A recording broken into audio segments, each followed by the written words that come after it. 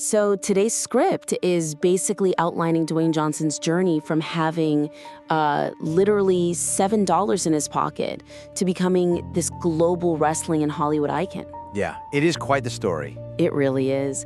And the pacing here is punchy, which is great, but looking at part 3 through the lens of angle and originality, the transition relies on a generic pivot rather than specific grounded action. Right. Like the script sets up that $7 hook beautifully, but framing his recovery just as this mental choice to fight back and change his life strips the narrative of his unique agency. It completely does. It makes his turning point feel super cliche rather than authentic.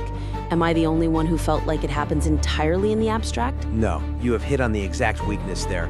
Audiences just do not connect with a vague, internal, I decided to change my life moment.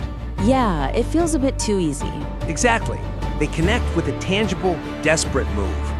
When a narrative keeps motivation in the abstract, it loses the gritty reality of what hitting rock bottom actually demands of a person. Because it is all just happening inside his head, right? Right.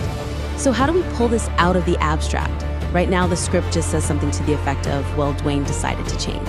You inject a specific historical detail about what that immediate, real-world next step actually looked like.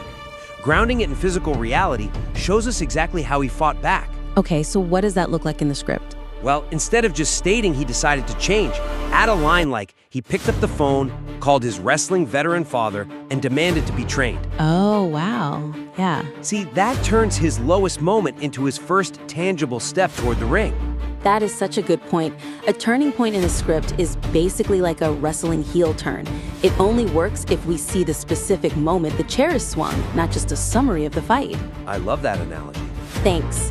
And that lack of physical grounding doesn't just hurt the wrestling origin story, it actually bleeds into his Hollywood era too. It really does. Because when we reach part 5, the leap from wrestling success to Hollywood dominance glosses over the specific nature of his professional reinvention.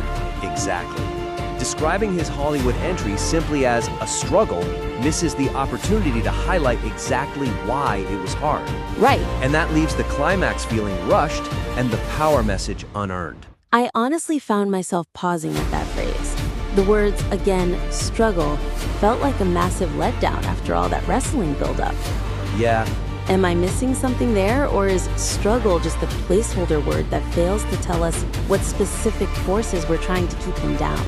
It is absolutely a placeholder word. To fix this, you must briefly define the exact hurdle he faced in Hollywood so the contrast with his eventual status as a highest-paid actor hits harder. Okay. We need to see the shape of the wall he was up against to appreciate him breaking through it, you know? So getting into the actual industry demands, rather than just saying it was tough. Right.